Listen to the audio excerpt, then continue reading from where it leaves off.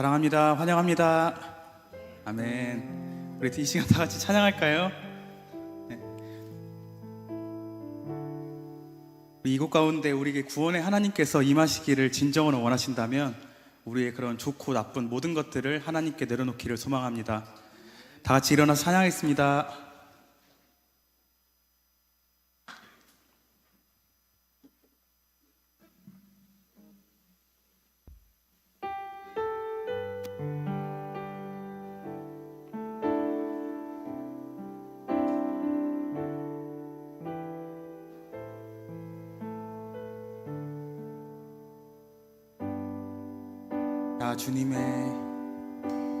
나 주님의 기쁨 되기 원하네. 내 마음을 새롭게 하소서. 내 마음을 새롭게 하소서. 세브레가 되게 하여 주사. 주님의 빛 비추게 하소서. 찬양합니다. 내가 원하는 한 가지 주님의 기쁨이 되는 것. 내가 원하는 한 가지 주님의 기쁨이 되는 것. 겸손히 나의 마음 모두 드립니다. 겸손히 내 마음 드립니다. 나의 모든 것 받으소서. 나의 마음 깨끗게 씻어주사. 주의 길로 행하게 하소서. 찬양합니다. 내가 원하는 한 가지 주님의 기쁨이 되는 것. 내가 원하는 한 가지 주님의 기쁨이 되는 것. 내가 원하는 한 가지 주님의 기쁨이 되는 것. 내가 원하는 한 가지 주님의 기쁨이. 마지막으로 찬양하겠습니다. 내가 원하는 한 가지 주님의 기쁨이 되는 것. 내가 원하는 한 가지 주님의 기쁨이 되는 것. 주님의 기쁨이 되는 것.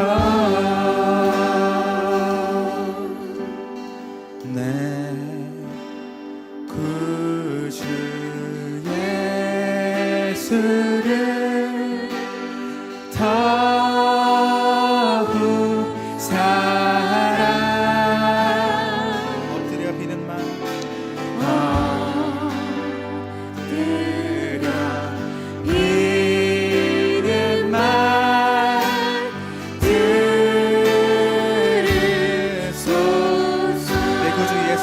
다시 한번 찬양하겠습니다. 내 구주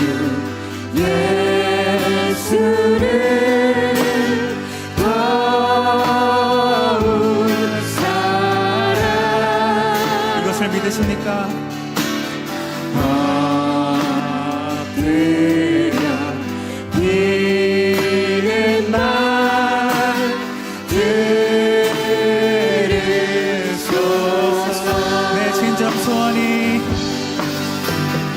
내 진정 소원이 내 구주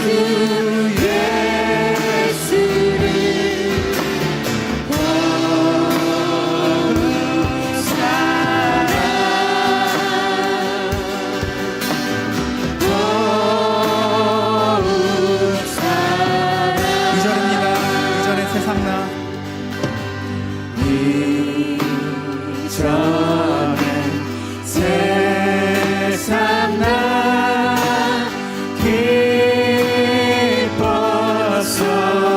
기뻤어도 지금 내 기쁨은 오직 예수. 지금 내 기쁨은 오직 예수 다만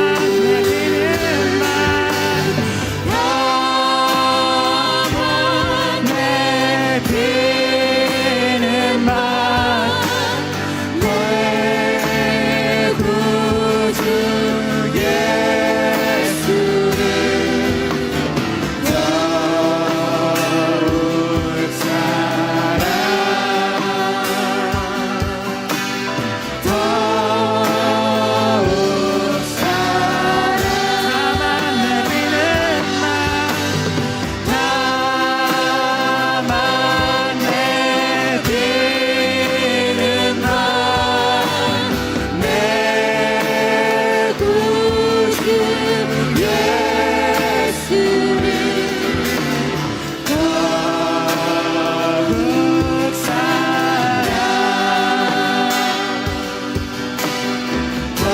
더욱 사랑 우리 이 시간 간절히 기도하기를 원합니다.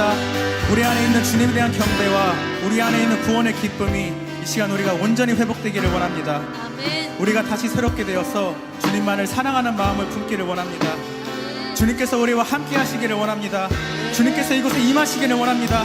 간절한 마음으로 우리 이 시간 다 같이 기도할까요? 주님 이곳에 임하여 주시옵소서.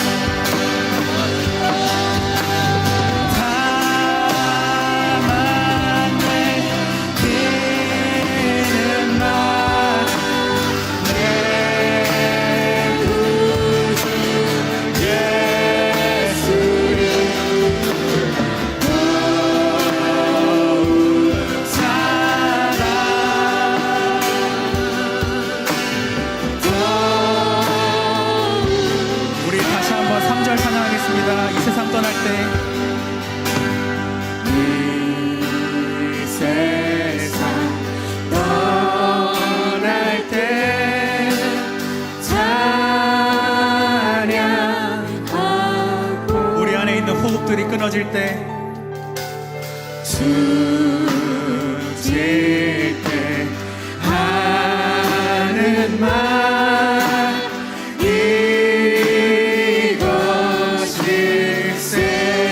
이것입니다.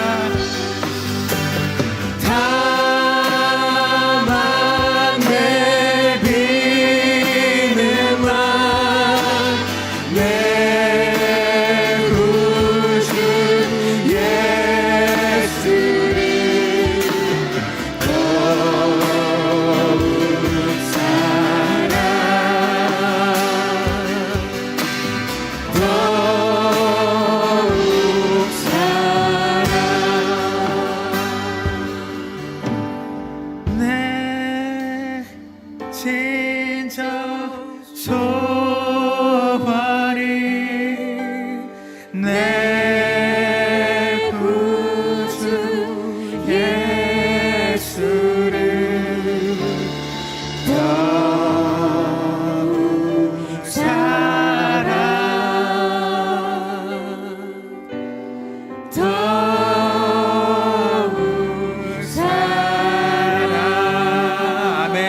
할렐루야, 아멘.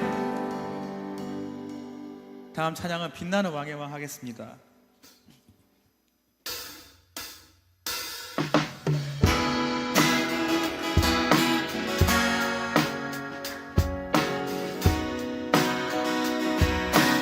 찬양했습니다. 빛나는 왕의 왕 영광의 주님 온 땅 기뻐하라 온 땅 기뻐하라 황제의 옷 입고 어두움 물리칩니다. 어두움 물리쳐 저 원수를 떠내 저 원수를 떠내 위대하신 주 찬양의 위대하신 주 모든 알게 되리라 위대하신 주 다시 한번 찬양합니다. 빛나는 왕의 왕. 빛나는 왕의 왕 영광의 주님 영광의 주님 온 땅 기뻐하라 온 땅 기뻐하라 황제의 옷 입고 어두움 물리쳐 저 원수를 떠내 저 원수를 떠내 찬양할까요? 위대하신 주 위대하신 주 찬양의 위대하신 주 모두 알게 되리라 위대하신 주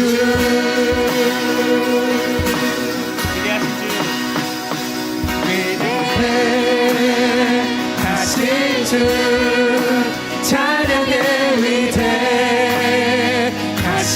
주 모두 알게 되리라 위대하신 주 모든 믿음 위에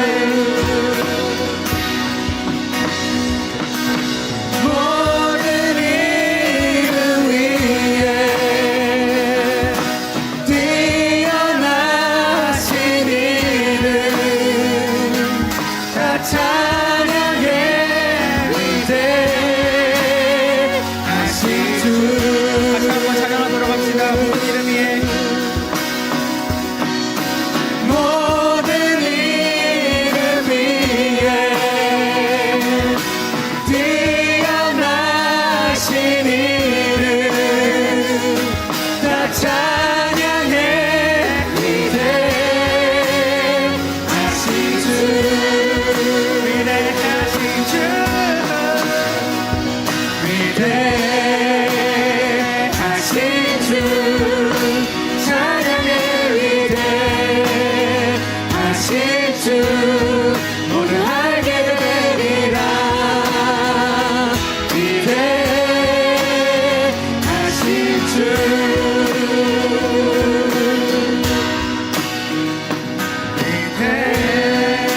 위대하신 주 찬양의 위대하신 주 모두 알게 되리라 위대하신 주 우리 다 같이 목소리로만 찬양하겠습니다. 위대하신 주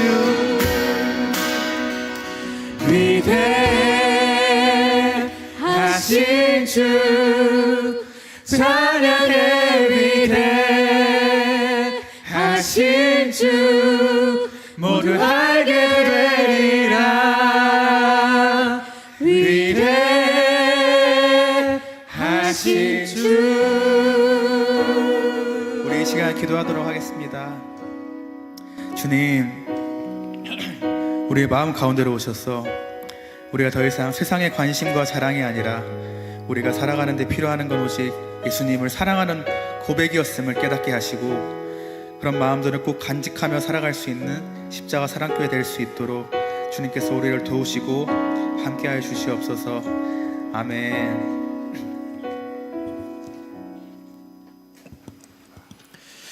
오늘 우리에게 주신 하나님 말씀은 갈라디아서 5장 16절에서 26절입니다. 갈라디아서 5장 16절에서 26절, 신약성경 308페이지에 있습니다.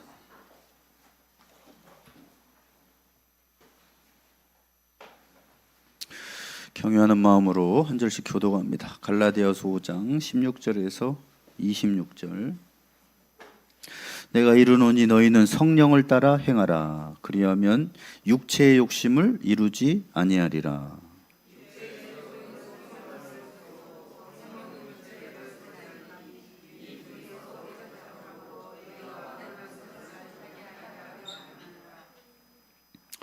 너희가 만일 성령의 인도하시는 바가 되면 율법 아래에 있지 아니하리라.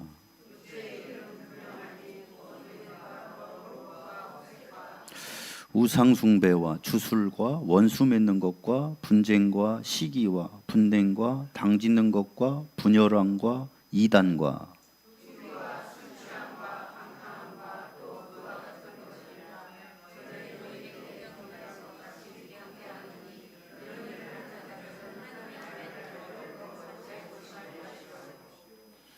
오직 성령의 열매는 사랑과 희락과 화평과 오래 참음과 자비와 양선과 충성과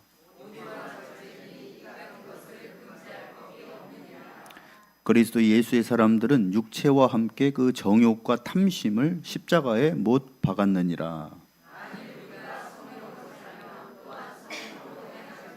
같이 읽겠습니다. 헛된 영광을 구하여 서로 노엽게 하거나 서로 투기하지 말지니라. 아멘. 기도하시겠습니다. 하나님 아버지, 오늘 또 거룩한 주일에 하나님 앞에 나와서 영광을 돌립니다. 하나님, 우리의 예배를 받아주시고 또 우리의 연약함을 그리스도의 보혈로 씻어주시고 하나님의 거룩한 산 제사로 하나님 앞에 드려지는 우리의 삶이 될 수 있도록 인도하여 주시옵소서. 오늘도 우리의 삶을 변화시키시는 하나님의 말씀을 통해서 성령께서 역사하사 우리의 연약함을 도우시고 성령의 열매를 맺는 귀한 그리스도의 향기나는 제자가 될 수 있도록 우리에게 변화의 열매와 하나님께 영광이 되는 존재로서 우리의 삶이 뒤바꿔지는 말씀의 능력으로 기름 부어 주시옵소서. 한 주간 동안에도 승리케 하실 주님을 기대하고 찬양하며 예수님의 이름으로 기도합니다. 아멘. 할렐루야. 따라하시고, 너희는 성령을 따라 행하라. 네. 인생에서 가장 기적 중에 기적을 말하라고 하면은 저는 목회하면서 가장 큰 기적은 사람이 변화되는 거라고 믿습니다. 뭐 이렇게 병이 낫는 거나 이런 것들은 낳고 나면 기적이긴 하지만 병이 나오면 건강한 상태로 살면 되는 거 아니겠습니까? 그런데 인생이 변화되는 것은 놀라운 기적 중에 기적이고, 거기다가 한 번 변화된 것으로 끝나는 것이 아니라 날마다 변화돼 간다. 이건 기적 중에 기적이에요. 보통 우리가 세상에서 사람이 바뀐다고 합니까? 사람은 잘 안 바뀐다고 하죠. 살던 대로 산다고 해요. 그런데 중요한 것은 예수 안에 있는 사람들은 인생이 바뀐다는 거예요. 이게 기적 중에 기적인데, 성경에는 이러한 놀라운 변화가 창세기부터 요한계시록까지 엄청나게 기록이 되어 있다는 거예요. 물론 우리가 눈에 보이는 표적과 같은 기사들도 많이 있습니다. 천지를 창조하시고 바다를 육지처럼 건너게도 하시고 또 죽은 자를 살리시기도 했습니다. 그러나 그것보다 더 큰 기적은 사람이 거듭나서 변화되는 거예요. 삭개오 같은 사람 보십시오. 평생 그죠? 세금을 로마 정부에 일정 기금만 바치는 것을 더 많이 부과해가지고 나머지는 다 착복하는, 돈밖에 모르는 사람, 그런 사람이 누구를 만납니까? 예수님을 만나서 자기 재산의 절반을 가난한 사람에게 나눠주는 사람으로 바뀌어버려요. 삭개오한테 부모님들이 아무리 얘기한다고 해서 그런 삶이 바뀌었겠습니까? 자기는 돈이면 다 돼. 우리 민족 세금을 로마 식민지하에 있을 때 일정 과부된 거 외에 더 많이 받아서 나머지는 내가 다 가져갈 거예요. 그래서 엄청난 부자가 돼서 사람들이 예수님이 삭개오 집에 들어가는 것만 해도 수군거렸어요. 저 죄인의 집에 들어간다고. 그런데 그런 삭개오가 자기 재산 절반을 가난한 사람한테 나눠준다? 기적 중에 기적입니다. 근데 한 번만 그런 것이 아니라 남은 삶을 계속해서 그렇게 살았다. 그건 기적 중에 기적인 거죠. 무식한 어부 출신이었던 베드로 보십시오. 늘 고기밖에 못 잡았던 사람을 예수님 부르셔서 뭐라고 하십니까? 네가 앞으로 사람을 낚는 어부가 되게 하겠다. 근데 이 사람이 나중에 성령의 충만함을 받고 학식 있는 자들도 놀랄 정도로 예수님을 전하지 않습니까? 학문 없는 범인으로 알았다가 이 사람이 나중에 어떻게 됩니까? 베드로가 초대 교황이잖아요. 그죠? 가톨릭 초대 교황이 베드로 아닙니까? 그러니까 이 교황이 될 인물이었냐 그 얘기예요. 평생 고기만 잡던 사람이. 그런데 하나님은 베드로의 인생을 뒤바꿔 놓으셨어요. 고기만 잡으면서 평생 살아야 될 인생이 사람을 살리는 인생으로 변화시켜 주셨다는 거예요. 기적 아닙니까? 사도행전 9장에 보면 사울 보십시오. 부활하신 예수님 전하는 사람들 잡아 가두고 죽이려고 하던 사람이 갑자기 잡으러 가다가 다메섹 도상에서 예수님 만나고 나서 이 사람이 성령 충만을 받고 즉시로 예수가 하나님의 아들이라고 전하는 사람으로 바뀌는데 뭐 며칠 하다 끝난 게 아니에요. 평생을 갖다가 예수님 부활했다고 전하다가 목이 잘려서 순교를 했어요. 이런 변화가 있을 수 있을까요? 기적 중에 기적인 겁니다. 근데 놀라운 것은 뭐냐면 자, 우리 성경이 기록된 것이 약 2000년이 넘었죠. 물론 창세기부터 하면은 뭐 수천 년이 더 됐지만 그러나 그 시대에만 끝난 것이 아니라 예수님 부활하시고 나서도 역사 속에 이런 변화의 역사는 계속 있어 왔다는 겁니다. 2000년 동안에도 계속 있어 왔고 지금도 현대까지도 일어나고 있다는 거예요. 우리 교회에도 일어나고 있습니까? 교회도 일어나고 있어요. 그래서 나중에는 간증 시간을 한번 가질까도 합니다. 예수 만나서 변화된 간증들이 다 있지요.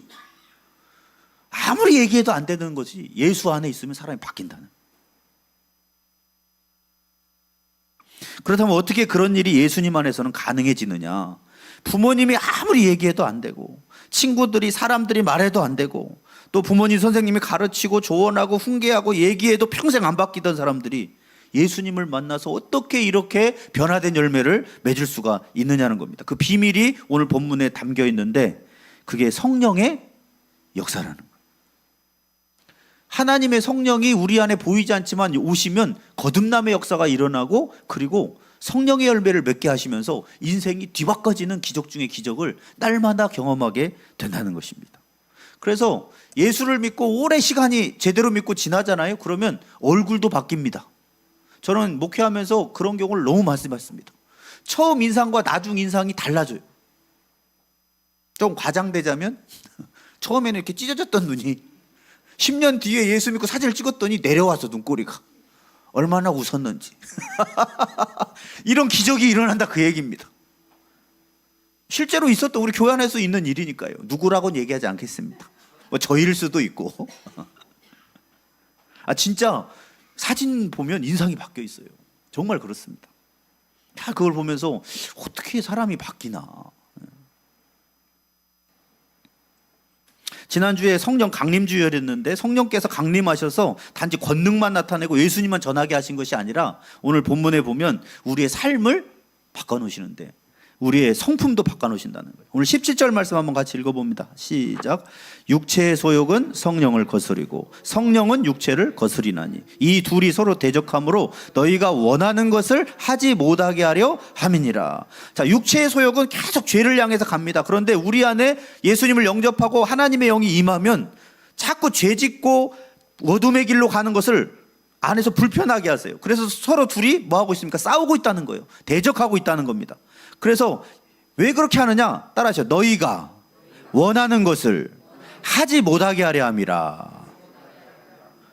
그러니까 죄 짓고 싶은 마음이 있는데도 주님이 자꾸 불편하게 하시는 거예요. 그래서 예수를 믿으면 죄를 짓고 싶어도 짓기가 어려워지는 삶을 살게 되는 게 그게 기적 같은 일이라는 거예요. 예전에 한 집사님이 교회를 떠나서 몇 년간 교회를 안 나가고 에이 나 옛날로 죄악의 삶을 돌아가야지 하고 돌아가려고 했는데 갑자기 두려움이 확 오더라는 거예요. 내가 여기 이 선을 넘으면 하나님 나를 버리실 것 같다. 그래서 차마 갈 수가 없어서 돌아왔다는 거예요. 지금 잘 살고 계십니다. 할렐루야. 그러니까 하고 싶어도 그냥 타락해버려야지 하고 갔지만 타락이 안 되는 거예요. 이게 거듭난 사람의 특징입니다.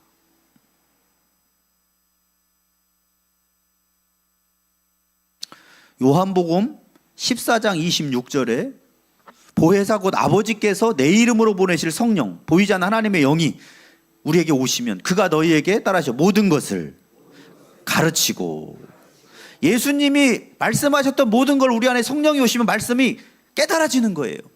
그래서 이 성경 말씀 얼마나 두껍습니까? 이 말씀이 무슨 말인지 알아듣겠다, 깨달아진다, 믿어진다, 이건 성령이 내 안에 오셨던 증거입니다. 안 그러면 믿어질 수가 없어요.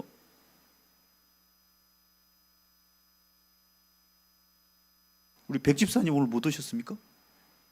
백성영 기사님 못 오셨네. 백집사님 없으니까 얘기를 해야 되고.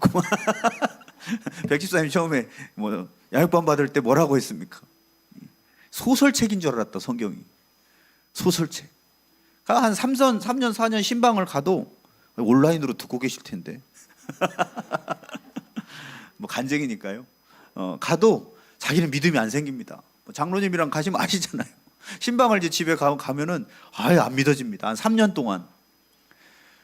전화는 저도 퍽퍽하고 듣는 본인도 힘드셨겠죠. 그런데 시간이 더 흘렀어요. 지금은 믿음이 충만합니다. 제가 봤을 때 믿음이 많이 잘하셨어요.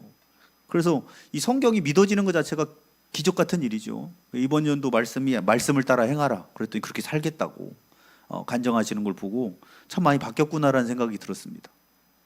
이 성령이 안에 오시면 그런 변화가 일어나는 거예요.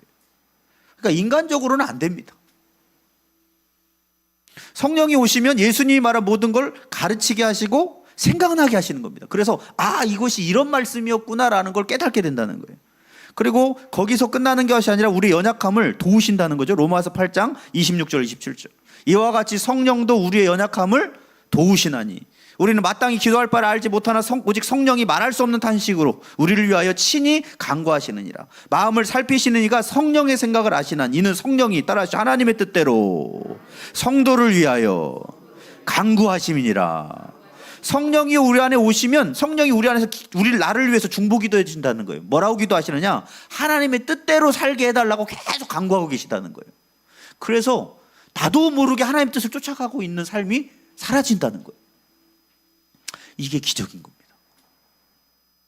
저도 옛날에 예수님 영접하기 전에는 그냥 내 마음대로 살았던 삶인데 갈수록 주님의 뜻을 따라가고 싶은 마음이 나도 모르게 생기는 거예요. 성경은 우리에게 예수님이 보내주신 진리의 영이신 성령께서 예수님을 영접한 우리들에게 오셔서 예수님이 말씀해 주셨던 모든 걸 가르치고 생각나게 하시고 지금도 깨닫게 하시며 우리를 진리 가운데 살도록 인도해 주시는 분이라고 말씀하고 있습니다. 그래서 우리가 연약해서 잘 변화되지 않는 것들, 예전에 그렇게 바뀌고 싶어도 바뀌지 않던 것들을 성령이 오시면 그 연약함을 도와주셔서 고쳐주신다는 거예요. 그리고 우리가 잘 안 되면 말할 수 없는 탄식으로 부모님의 기도보다 더 간절하게 우리를 위해서 기도하고 계신다는 겁니다. 그래서 예수 안에 있으면 성령의 역사로 인생이 바뀌는 것입니다. 그래서 오늘 본문에서는 성령의 인도를 받아라 라는 거예요. 예수 그리스도를 닮아가는 성화의 구원을 성령의 인도를 받으면 이루어가게 되는데 옛사람을 벗어버리고 예수님으로 새 옷을 입게 됩니다. 로마서 13장 11절에서 14절. 또한 너희가 이 시기를 알거니와 자다가 깰 때가 벌써 되었으니 이는 이제 우리의 구원이 처음 믿을 때보다 가까웠습니다. 시간이 더 지난 거죠. 예수를 믿고 밤이 깊고 낮이 가까웠으니 그러므로 우리가 어둠의 일을 따라하셔 벗고 빛의 갑옷을 입자. 예전에 예수 믿기 전에 죄악된 삶을 벗어버리고 예수님의 빛의 갑옷을 입자는 거예요. 낮에와 같이 당정히 행하고 방탕하거나 술 취하지 말며 음란하거나 호색하지 말며 다투거나 시기하지 말고 오직 따라하시죠. 주 예수 그리스도로 옷 입고 예수님의 옷을 입어야 될 줄 믿습니다.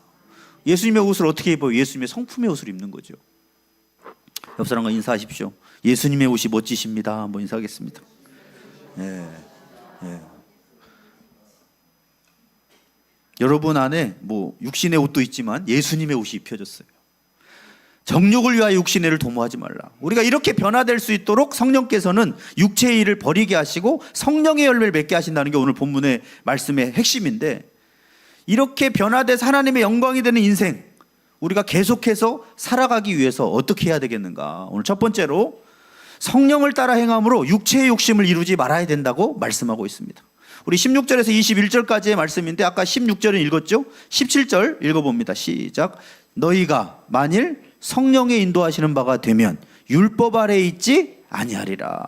성령의 인도하시는 바가 되면, 율법은 뭡니까? 하나님이 이렇게 해야 된다, 이렇게 살아야 된다, 이거 하지 말아야 된다라는 것들이 있죠?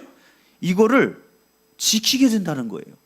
지키려고 지키는 게 아니라 성령이 인도하시면, 성령은 하나님 뜻대로 살게 하시기 때문에 율법을 초월해서 살 수 있는, 물론 은혜로 구원을 받지만 모든 율법 위에 살 수 있을 정도의 하나님을 사랑하고 이웃을 사랑하는 삶으로 변화시켜 주신다는 거. 그래서 서로 계속 안에서 대적해서 하나님 뜻에 거스리는 것을 대적하며 불편하게 함으로 하나님 뜻을 쫓아가게 하는데, 그럼 여기서 육체의 소욕은 뭘까요? 육체의 소욕은 내 마음대로 자기 중심대로 살아가려고 하는 타락한 본성입니다. 우리 인간은 누구나 이기적이에요. 그래서 자기 마음대로 살아가려고 합니다. 그런데 이 타락한 본성 자기밖에 몰라요. 다른 사람이 하면 죄고, 내가 하면 로맨스입니다. 그게 인간이에요. 그런데 성령께서는 하나님의 영으로 오셔서 하나님 뜻대로 살도록 도우시면서 계속 안에서 대적합니다. 죄악된 죄악의 소욕을 대적하는 거예요. 그래서 원하는 것을 하지 못하게 하십니다. 로마서 8장 1절 2절에 보면, 그러므로 이제 그리스도 예수 안에 있는 자에게는 결코 정죄함이 없나니 이는 그리스도 예수 안에 있는, 따라서 생명의 성령의 법이 죄와 사망의 법에서 너를 해방하였음이라. 모든 죄와 저주를 깨트려 주신 줄 믿습니다. 근데 그게 일회성이 아니라 계속해서 죄를 이기고 살 수 있도록 이끌어 가신다는 거예요. 그래서 성령이 오시면 외적인 변화만 일어나는 게 아니라 진정으로 내면이 변화되는 겁니다. 예전에 제가 간증드렸듯이 아파트 앞에 꽂아져 있는 물티슈를 예전에는 생각 없이 갖고 왔는데 예수 믿고 나서 이거 죄 아니야? 라는 생각이 들었다고 하잖아요. 옛날에는 남의 집 물티슈 꽂아져 있으면 남의 거잖아요. 근데 앞집 것도 그냥 꽂아서 썼는데 이 물티슈 하나도, 그래서 저한테 와서 고백을 했어요. 예전에 집사님이, 목사님 예수 믿으니까 이상해집니다. 왜요? 그랬더니 옛날에는 생각 없이 그냥 남의 집에 꽂아져 있는 것도 물티슈 필요하니까 가져 썼는데 갑자기 이건 도둑질 아니냐 하는 생각이 듭니다. 이러면 안 되는 거죠. 그래서 제가 뭐라고 했겠습니까? 네, 남의 것을 탐내지 말라. 그리고 그래서 걸어놨다는 거예요. 다시. 아이고 물티슈 하나 가지고. 근데 생각해 보십시오. 물티슈 작은 하나마저도 남의 걸 탐하지 않으려고 그 마음 어디서 생긴 겁니까? 성령께서 주시는 거죠. 그러나 육체의 일은 분명하다는 거. 육체의 18절에서 21절에 우리가 성령께서 대적하시는 일들이 있습니다. 우리의 본성에 나타나는. 첫 번째가 뭡니까? 음행, 더러운 것, 호색부터 쭉 나오죠. 근데 이게 네 가지 범주로 나눌 수가 있어요. 첫 번째 죄는 뭐냐? 성적인 죄입니다. 성적인 죄. 성적인 죄, 음행. 음행이 뭐예요? 결혼관계 외에 부당한 성적인 행위들이 성적인 범죄죠. 이런 것들 성령께서 막으시는. 더러운 것. 더러운 것도 이제 성적인 걸 말하는 건데 요즘에 음란한 사이트들 얼마나 많습니까? 그리고 다른 사람 촬영해가지고 그걸 가지고 돈을 버는 일들. 이 더러운 것들이에요. 그러니까 부정한 생각, 음란한 상상, 이 도덕적 불결한 태도, 이런 성적인 죄. 호색도 마찬가지예요. 호색이 뭡니까? 수치심이 없이 방탕하고 자극적으로 하는 성행위들이 호색이에요. 이런 것들을 계속 탐하는 걸 주님께서는, 성령께서는 막으시는 거예요. 대적하시는 거예요. 그리고 두 번째 부류의 죄가 있습니다. 종교적인 죄예요. 오늘 본문에 나오는 죄 중에 우상숭배 나옵니다. 우상숭배는 뭡니까? 하나님이 아니 다른 것을 절대 최고의 가치로 여기는 것이 우상숭배입니다. 그 보이는 형상일 수도 있고 뭐 돈일 수도 있고 쾌락일 수도 있어요. 그리고 주술 나옵니다. 주술. 주술도 죄죠. 종교적인 죄입니다. 마술, 점술, 미신. 하나님이 싫어하시는 죄죠. 요즘에 타로점 많이 보잖아요. 타로점. 예수 믿는 사람은 타로점도 보지 마십시오. 타로점이 뭐예요? 그 카드 뽑아가지고 미래를 점치는 거 아니에요. 미래는 누구 손에 있습니까? 하나님 손에 있어요. 하나님은 모든 주술, 오늘 본문에 얘기하잖아요. 육체의 일은 현재 아닌 주술 안 된다는. 왜냐, 그게 얼마나 문제가 생기냐면 사람의 인생을 두려움과 불안으로 해방시키시는 것이 아니라 얼검해요. 제가 지난주에도 저희 어머님하고 가다가 이야기를 했는데, 우리 형님이 그 예전에 전봉호 때문에 결혼하면 뭔 일 난다고, 아니요, 결혼하면 이제 운전하면, 그래가지고 40달 때까지 운전면허를 안 땄어요. 왜? 운전하면 뭔 일 난다잖아요. 사고가 난다니까. 뒤늦게 땄습니다. 제가 운전을 가르쳐 줬어요. 지금은 뭐 그냥 잘 타고 다니십니다. 많이 타고 다니세요. 사고도 안 나. 잘 타고 다녀요. 만약에 거기에 매였으면은 지금 운전도 못하고 살 거 아니에요. 이러다가 뭔 일 납니다. 그럼 뭐 해야 되고 어떻게 해야 됩니까? 부적 쓰든지 뭐 구타든지 이런 걸로 해결이 되냐 말이에요. 아니, 운전을 못하게 될 것도 하게 만들어줘야 되는 거 아닙니까? 할렐루야. 맞잖아요. 운전하면 뭔 일이 생기는 것이 그게 더 사람을 힘들게 만드는 거지. 이제 예수 안에서는 운전면허 따도 됩니다. 그래서 형님한테 그랬어요. 우리는 예수 안에서 해방됐기 때문에 모든 사주팔자 운명에서 벗어났다. 그래서 운전면허 따고 운전하라고. 운전을 가르치는데 힘들었습니다.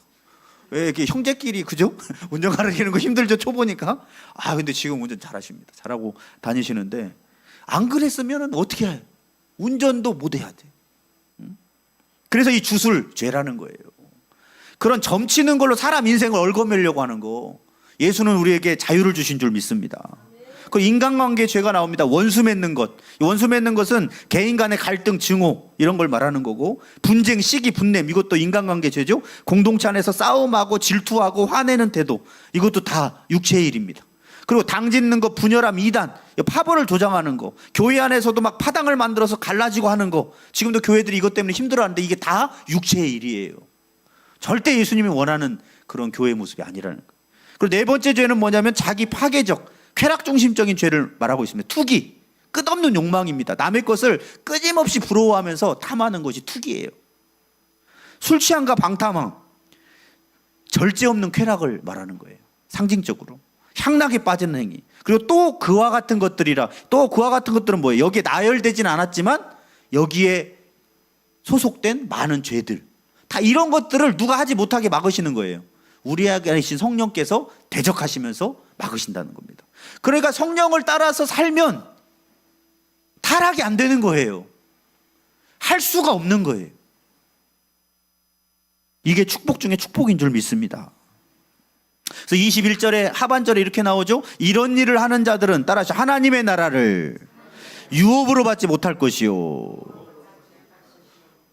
그러면 아까 육체의 일 쭉 보니까 나 있었는데 하나님 나라 못 갔겠네 라고 염려하는 사람도 있겠지만, 여기서 말하는 하나님 나라를 유업으로 받지 못한다는 것은 이게 현재 분사형이에요. 무슨 말이냐면 반복적으로 지속적으로 이런 삶을 살면서 회개할 줄 모르고 끝까지 그 길을 걸어가는 거, 이런 사람들은 하나님 나라를 유업으로 받기가 어렵다는 겁니다. 근데 예수를 믿고 거듭나게 되면 죄가 깨달아져요. 산 성도님이 지난주에 간증을 들어보니까 갑자기 예배 때, 우리 교회 예배 드리다가 갑자기 옛날에 죄가 생각나면서, 저도 그런 적이 있었거든요. 예수 믿고 나서 교회에 갔는데 무슨 설교를 들었는지 모르겠어요. 1시간 동안 울면서 옛날 어렸을 때 훔쳤던 조그마한 것까지 다 떠올리게 하시면서 펑펑 울었습니다. 나 같은 죄인을 이 거룩한 곳에 구원해 주셨냐고, 불러주셨냐고. 성령이 하시는 일이에요. 그런데 성령의 인도를 받지 않으면 어떻게 되느냐? 반복적으로 지속적으로 이런 일을 할 수 있다는 겁니다. 그래서 만약에 이런 죄가, 이 죄 때문에 예수님 십자가에 진 줄 알면서도 계속해서 회개할 줄 모르고 이런 육체의 일들을 그냥 아무런 꺼리낌 없이 지속적으로 살아간다면 하나님 나라에 들어가기가 어렵다는 것입니다. 고린도전서 6장 19절 20절에 보면, 너희 몸은 너희가 하나님께로부터 받은 바 너희 가운데 계신, 따라서 성령의 전인 줄을 알지 못하느냐. 우리의 몸이 성령께서 안에 계시죠. 거룩하신. 그러니까 우리의 몸도 잘 보존해야 되는 거예요. 어떻게 하게요? 거룩하게. 너희는 너희 자신의 것이 아니라 값으로, 피값으로, 예수님의 십자가의 피값으로 산 것이 되었으니 그런즉 너희 몸으로 따라서 하나님께 영광을 돌리라. 에베소서 5장 5절에도 이렇게 말씀하고 있습니다. 너희가 정녕 이것을 알거니와 음행하는 자나 더러운 자나 탐하는 자, 곧 우상 숭배하는 자는 다 그리스도와 하나님 나라에서 기업을 얻지 못하리니. 이것은 단순한 윤리적인 경고가 아니라 심각한 구원까지도 흔들릴 수 있는 이런 죄악이기 때문에 이걸 반복적으로 지속하는 것은 하나님의 뜻이 아니라는 거예요. 그래서 우리가 연약해서 한 번씩 쓰러질 수는 있으나, 그러나 이걸 고의적으로 계속해서 천국 갈 때까지 회개할 줄 모르고 가는 것은 위험한 것입니다. 그러므로 우리는 하나님 나라를 유업으로 받을 수 없는 과거의 죄악된 삶을 하나씩 하나씩 벗어버리고 오직 성령을 따라 행함으로 육체의 욕심을 이루지 않아야 될 줄 믿습니다. 육체의 일들을 버리라고 이야기하고 있어요. 그렇지 않으면 어떻게 되느냐? 우리 안에 계신 성령께서 근심하시는 거예요. 성령도 인격이시죠. 하나님이시죠. 그러니까 우리 안에서 기뻐하시기도 하고 근심하기도 하는데, 우리가 말씀대로 행하고 선을 행하고 살면 성령이 기뻐하십니다. 그리고 한 영혼을 구원하고 하면 막 기뻐하시는 거예요. 그런데 성령이 어떤 행동을 하면 근심하시느냐? 에베소 4장에 보면 그 말씀이 나와 있어요. 26절부터 보면 분을 내어도 죄짓지 말고, 우리가 분을 낼 수도 있어요. 너무 화가 나면. 그러나 죄짓지 말라는 거예요. 해가 지도록 분을 품지 말고 마귀에게 틈을 주지 말라. 도둑질하는 사람이 있었어요. 예수 안에 있으면 도둑질하는 사람 도둑질하면 안 되죠. 다시 도둑질하지 말고 어떻게 살아야 됩니까? 자기 손으로 수고하여 뭐 해야 돼요? 네. 선한 일을 해야 됩니다. 가난한 자에게 구제할 수 있도록. 그래서 예수 믿기 전에는 도둑질하고도 회개할 줄 몰랐던 사람이 예수를 믿으면 어떻게 되느냐? 아, 도둑질은 죄지. 나 이렇게 죄악된 삶을 나 때문에 십자가에서 죽으셨는데 내가 또 죄짓고 살 건 없지. 그래서 내 손으로 일해서 남을 돕는 삭개오 같은 삶을 살게 된다는 겁니다. 그리고 29절에 무릇 더러운 말은 너희 입 밖에도 내지 말고. 29절에 29절 없습니까? 네. 너희 입 밖에도 내지 말고 오직 무슨 말을 해야 돼요? 덕을 세우는 대로 소용되는 대로 따라서 선한 말을 하여 듣는 자들에게 은혜를 끼치게 하라. 이게 그리스도인의 언어 생활인 줄 믿습니다. 어떤 사람 얘기를 들으면 은근히 기분이 나쁘게 하는 사람이 있어요.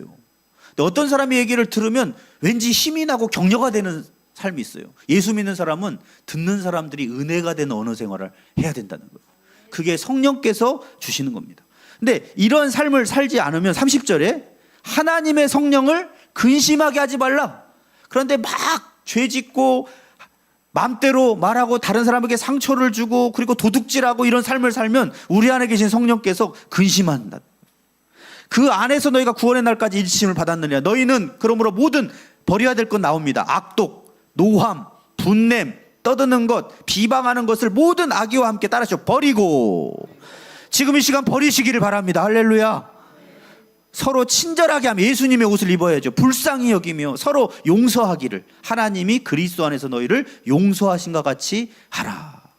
우리는 예수 안에서 말씀을 붙들고 살아갈 때 우리 안에 있는 성령님과 육체의 소욕이 서로 대적하게 하여 갈등을 일으키는 걸 경험하게 되는데, 그때 우리는 기도하면서 과감하게 어디를 따라가야 됩니까?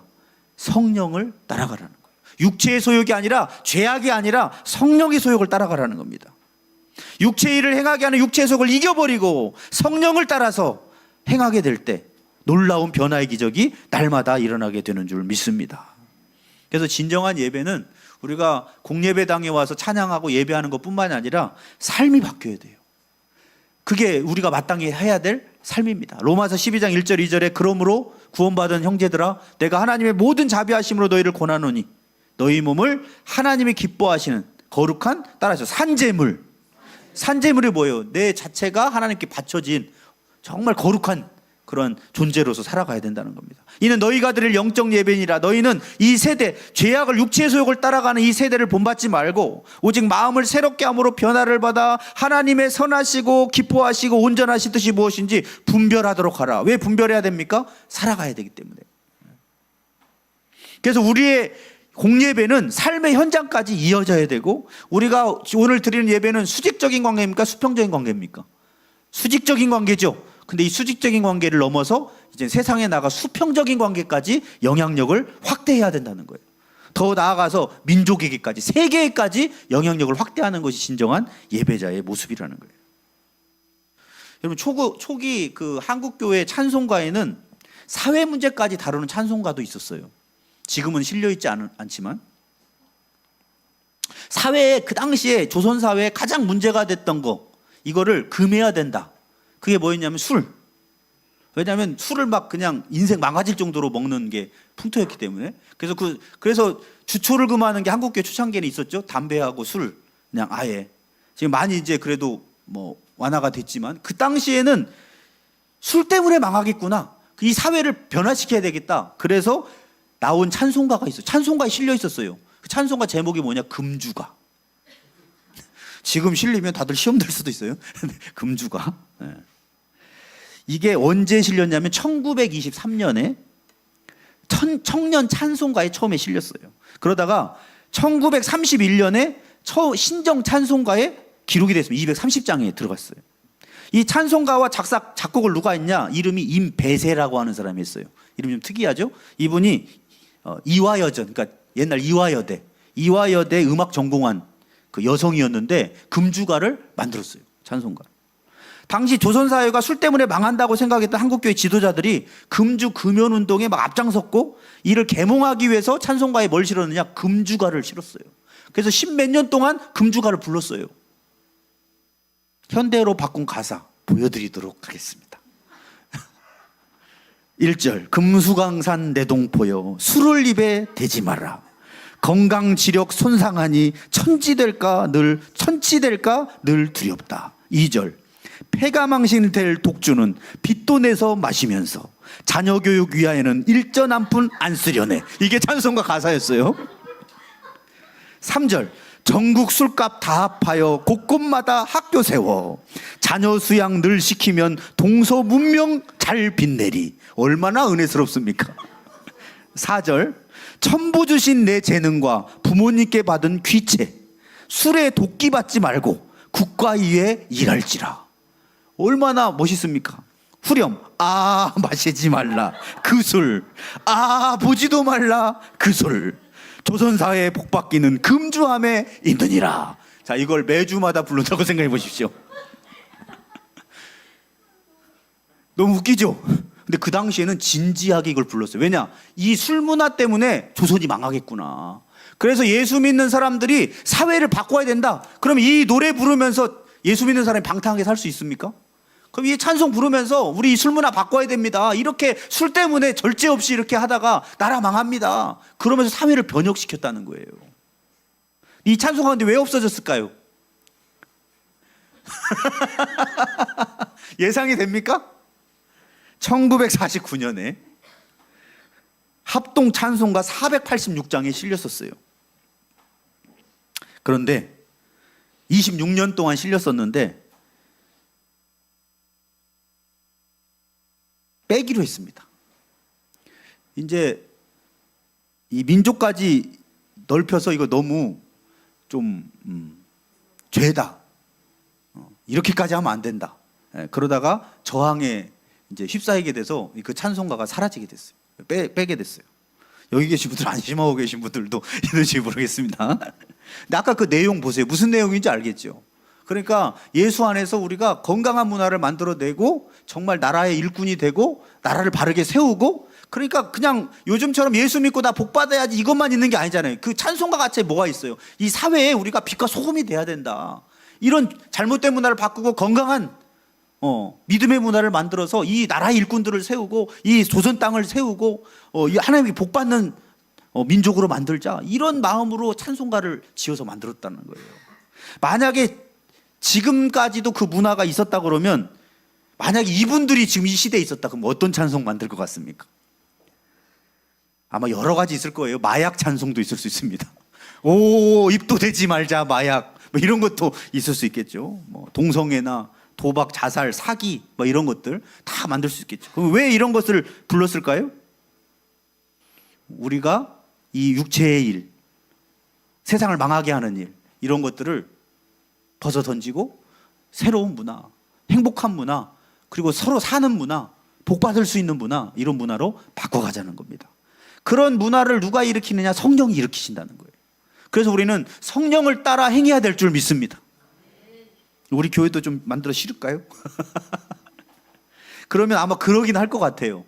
아, 이 사회에 이렇게 살아야 되겠구나.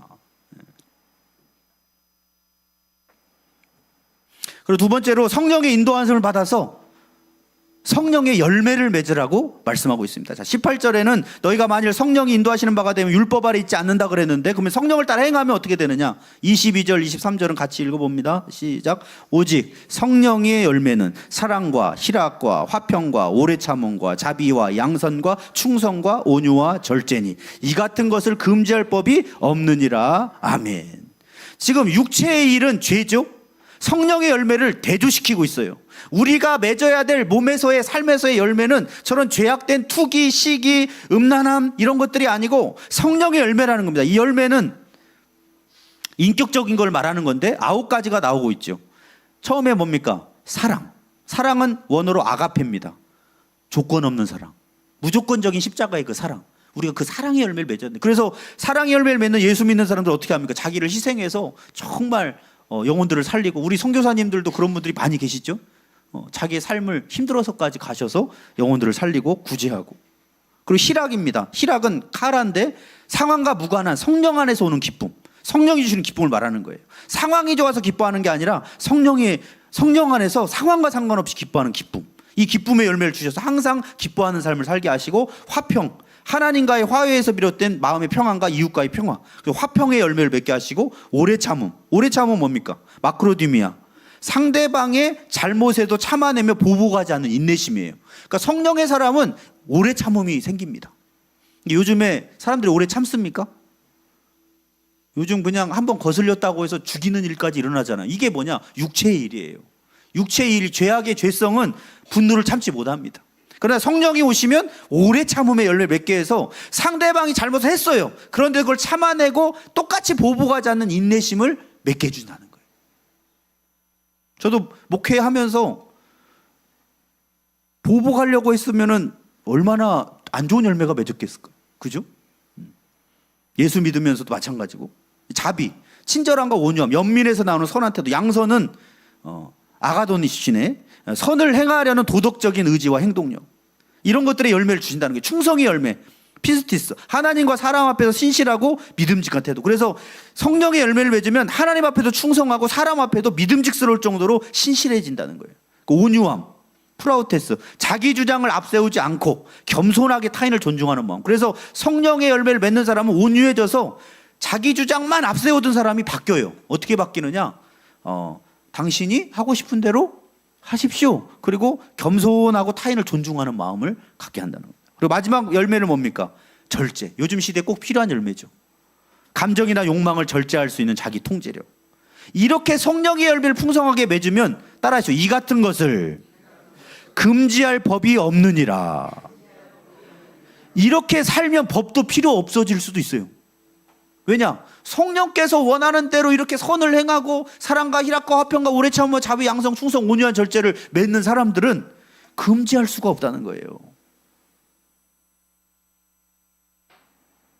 왜냐하면 율법을 초월하는 삶을 살기 때문에. 이게 바로 하나님 백성다운 삶이고 율법의 목적이 완성된 모습이라는 겁니다. 그래서 성령을 따르는 사람은 율법의 정죄에서 벗어나 자유함을 누리게 되고, 하나님의 뜻을 내적인 변화로 인해서 추구하게 되는데, 그렇게 따라가는 곳마다, 성령의 인도를 받는 곳마다 성령의 아름다운 열매들이 풍성해져서 우리의 삶 자체가 간증이요 하나님께 영광이 되는 줄 믿습니다. 그래서 마지막으로 세 번째 공부 어떻게 해야 되느냐? 우리가 못 박아야 될 것이 있습니다. 24절에서 26절에 보면 정욕과 탐심을 십자가에 못 박고 성령으로 행하며 헛된 영광을 구하지 말아야 된다는 거예요. 자, 24절에 보면 이렇게 나와 있죠. 그리스도 예수의 사람들은 육체와 함께 그 정욕과 탐심을 따라서 십자가에 못 박았느니라. 그러니까 우리가 마음으로는 그렇게 살고 싶은데 우리 안에는 계속 뭐가 올라옵니까? 정욕, 육신의 정욕, 안목의 정욕, 이생의 자랑. 필요 없었다가도 눈에 보면 사고 싶어지는 게 우리 아닙니까? 안목의 정욕 막 보면, 저는 제일 어떤 면에서는 아이러니한 게 아이 쇼핑. 아이쇼핑이 있습니까? 아이쇼핑하러 갔는데 뭐 들고 나오잖아요. 분명 아이쇼핑이래 갈 때는 그냥 눈으로 보려고 갔는데 보면 갖고 싶고. 이게 우리 인간이에요. 이게 끊임없이 올라옵니다. 그래서 있는 사람이 더 가지려고 해서 나눌 줄 모르고 전 세계에 굶어 죽는 사람들이 지금도 얼마나 많습니까? 그런데 나눌 줄 모르고 자기밖에 모르고 더 가지려고. 그래서 예수 믿는 사람들은 정욕과 탐심을 십자가에 못 박고, 만일 우리가 성령으로 살면, 따라서 성령으로 살면 성령으로 행할지니, 한 주간 동안 오직 성령으로 살았다면 성령으로 행해야 될 줄 믿습니다. 그리고 26절에 헛된 영광을 위하여 서로 노엽게 하거나 서로 투기하지 말아야 된다. 예수 믿는 사람들은 십자가에 못 박을 거 정욕입니다. 탐심, 끊임없는 소유욕입니다. 그래서 성경은 뭐라고 얘기합니까? 오늘 입을 것과 먹을 것이 있는 즉 족한 줄로 알라. 오늘 먹을 수 있는 게 있고 입을 수 있는 게 있고 잘 집이 있다. 그게 뭐 내 집이든 뭐 전세든 뭐 월세든 그래도 감사할 일입니다. 왜냐? 잘 곳이 있잖아요. 지금 전쟁 때문에 진짜 집도 없이 떠돌고 있는 사람들이 지금 한두 명이에요. 지금 이번에도 또 이란이 보복해가지고 좀 이스라엘 또 전쟁하고 있는데, 갈수록 전쟁은 많아질 겁니다. 예수님이 예언하셨기 때문에. 종말이 가까우고 있는데, 그때 우리들은 주님이 오늘 오신다 할지라도 기쁨으로 맞이할 수 있도록 성령의 열매를 맺으면서 성령을 따라 살아야 될 줄 믿습니다. 그래서 바울은 로마서 6장 6절에 이렇게 말을 했어요. 우리가 알거니와 우리의 옛사람이 예수와 함께 십자가에 못 박힌 것은, 우리가 예수 믿기 전에 죄악을 추구했던 옛사람은 십자가에 같이 예수님과 함께 죽은 겁니다. 연합해서. 십자가에 못 박힌 것은 죄의 몸이 죽어 다시는 우리가 죄에게 따라서 종노릇하지 아니하려 함이니. 예수님이 우리 죄를 위해서 왜 죽으셨습니까? 다시는 죄의 종 되지 말고 하나님의 종이 돼서 거룩한 열매를 맺고 세상을 살리는 사람이 되라고 우리를 구원해 주신 줄 믿습니다. 그렇게 살아야 된다는 거예요. 여기서 성령으로 행할지니, 이게 헬라어로 스토이케오인데 이거는 이런 뜻입니다. 발맞추어 가다, 질서 있게 따르다. 자, 그러면 성령을 따라 행하라는 건 무슨 말이에요? 성령과 발맞추어 걸어가는 겁니다. 그래서 월요일 오늘 하루하루 살아갈 때도 성령이 가라고 하는 대로 발걸음을 보조를 맞춰서 따라가는 거. 그런데 그냥 따라가는 것이 아니라 무슨 뜻이 있다고요? 질서 있게 따르다. 그래서 주님이 앞서가시면 내가 뒤따라가고, 그러면 성령의 인도를 따라가면 우리의 삶에 무슨 열매가 맺혀져요? 성령의 열매가 맺혀집니다. 근데 이거를 방해하는 게 헛된 영광입니다. 헛된 영광은 뭐예요? 사람들한테 인정받고 하나님의 높임을, 하나님의 인정을 받기보다는 사람의 영광, 사람의 자기 영광, 자기 자랑, 교만, 이런 걸 추구하면 어떻게 되느냐? 서로 뒤에 보면 투기심이 납니다. 왜냐? 우리가 보통 보면 내가 최고 잘났다고 하는 사람 옆에 있으면 기분이 좋습니까? 화가 납니까? 제가 세계에서 최고 설교 잘하거든요. 어때요? 뭐 좋습니까, 기분이? 사실도 아니지만. 그런데 볼 때마다 그런다고 해보세요. 그러면 속으로 그럴 거예요. 근데 안 그런 사람이 그런 것처럼 말하는 건 더 꼴불견이죠. 그게 헛된 영광이에요. 아니, 있는 걸 말하면 그나마 그래도 원래 있으니까 기분은 좀 안 좋을 수 있어요. 근데 없는 거를 있는 것처럼, 여러분, 우리가 가진 모든 건 주님께로 온 겁니다. 아무리 뭔가를 잘해도 주님이 주셔서 하는 거예요. 어떤 사람이 치유의 은사가 있어서 병을 수만 명 고쳤어요. 그러나 그건 주님이 하신 겁니다. 사람에게 주신 능력이 아니에요. 그래서 우리는 헛된 영광이 아니라 하나님의 영광을 추구해야 됩니다. 헛된 영광을 추구하면 공동체가 서로 노엽게 만들고 투기합니다. 그래서 막 서로 경쟁하고, 교회 안에서도 막 경쟁 붙여가지고 열심 내게 하는데 성령의 열심이 아니에요. 경쟁으로 열심하게 하는 것은 마음의 내적인 성령의 변화에 의해서, 은혜에 의해서 해야 될 줄 믿습니다. 그래서 갈라디아서 2장 20절에 내가 그리스도와 함께 십자가에 못 박혔나니 이제 옛사람 나는 죽었습니다. 그런즉 이제는 내가 사는 것이 아니요 오직 내 안에 따라서 그리스도께서 사시는 것이라. 자, 옆 사람과 인사합니다. 당신 안에 그리스도가 살게 하십시오. 인사하겠습니다. 신앙은 한 번의 결단이 아니라 날마다 결단하며 성령님과 걸음을 맞추고 보조를 맞추고 따라가는 것입니다. 그래서 바울은 한 번만 결단한 게 아니라 고린도서 15장 31절에 이렇게 말했어요. 형제들아, 내가 그리스도 예수 우리 주 안에 가진 바 너희에 대한 나의 자랑을 두고 단언하노니, 따라서 나는 날마다 죽노라. 나의 정과 욕심은 십자가에서 날마다 죽고 내 안에 오직 누가 살게 해야 됩니까? 그리스도가 살게 하시면 우리 안에 입술을 열 때마다 예수님의 향기가 나고 듣는 자들이 은혜가 되고, 그리고 우리가 말하는 행동 속에 사랑이 나타나고 희락이 나타나고 화평이 나타나고 오래 참음과 온유와 절제가 열매가 맺어지면 우리의 삶이 자체가 기적 중에 기적이 될 것이고, 하나님이 우리에게 주신 사랑의 메시지가 될 것이고, 그 성령의 열매로 주님도 영광, 세상도 구원을 받고 우리도 기쁨이 충만한 인생이 될 줄 믿습니다. 기도하시겠습니다.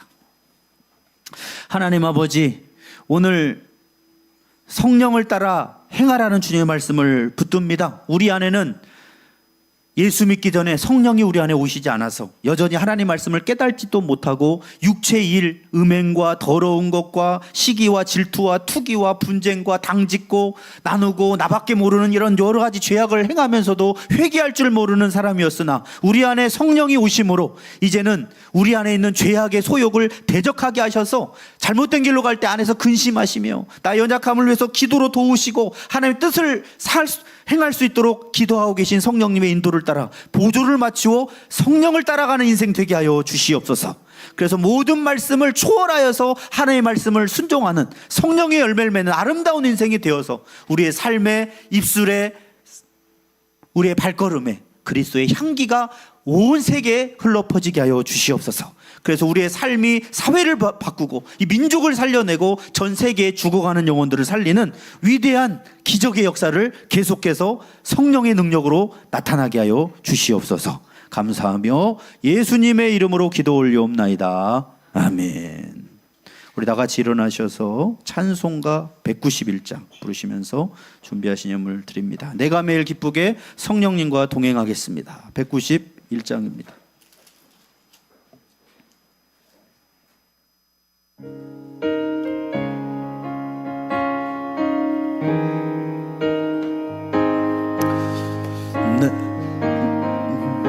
내가 기쁘게 술래의 길 행함은 주의 발이 나를 안보함이요, 내가 주의 큰 복을 받는 참된 비결은 주의 영이 함께함이. 성령이 계십니다. 성령에 계시네. 할렐루야 함께 하시네. 좁은 길을 걸으며 밤낮 기뻐하는 것 주의 영이 함께함이라. 전에 죄에 빠져서 평안함이 없을 때 예수 십자가의 공로 힘입어 그 발 아래 엎드려 참된 평화 얻음은 주의 영이 함께함. 우리 안에 성령이 계십니다. 성령에 계시네. 할렐루야 할렐루야 함께 하시네. 좁은 길을 걸으며 밤낮 기뻐하는 것 주의 영이 함께함이라. 세상 모든 욕망과 나의 모든 정욕은 십자가에 이미 못을 박았네. 어두운 밤이 지나고 무거운 짐 벗으니 주의 영이 함께하리라. 성령이 계시네. 성령에 계시네. 할렐루야 함께 하시네. 좁은 길을 걸으며 기뻐하는 것 영이 함께. 우리 3절 다시 한번 합니다. 나와 동행하시고 모든 염려하시니 나는 숲의 새와 같이 기쁘다. 기쁜 마음으로 내가 기쁜 마음으로 주의 뜻을 행함은 주의 영이 함께하. 성령이 우리 안에 계십니다. 성령에 계시네. 할렐루야 함께 하시네. 좁은 길을 걸으며 밤낮 기뻐하는 것 주의 영이 함께함이라. 아멘. 기도하시겠습니다. 사랑과 은혜가 풍성하신 하나님 아버지, 오늘 또 성령을 따라서 행하는 우리의 삶을 통하여 성령의 열매를 맺는 하나님의 은혜가 우리의 삶 속에 충만하게 하여 주시옵소서. 날마다 우리 안에 오셔서 예수를 믿게 하시고 예수를 주라 시인하게 하시고 거듭나게 하시고 좋은 열매를 맺으며 우리 인생에 참된 행복과 만족을 주시는 성령님의 인도하심에 감사하고 또 주님의 구원하심에 감사하여서 여러 가지 예물을 드린 손길들 있습니다. 하나님 흠양하여 주시고 또한 좋은 것들로 채워주셔서 더 많이 나누고 섬길 수 있도록 세상을 살맛나게 할 수 있도록 풍성케 채워주시옵소서. 감사드립니다. 예수님의 이름으로 기도 올리옵나이다. 아멘. 우리 오른손 들고 파송의 결단 외치겠습니다.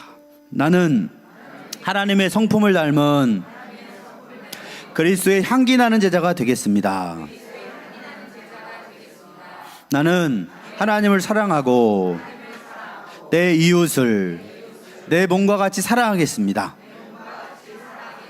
나는 오직 하나님의 영광을 위하여 살겠습니다. 주여 나를 성령이 충만한 그리스도의 증인이 되게 하옵소서. 아멘, 아멘, 아멘.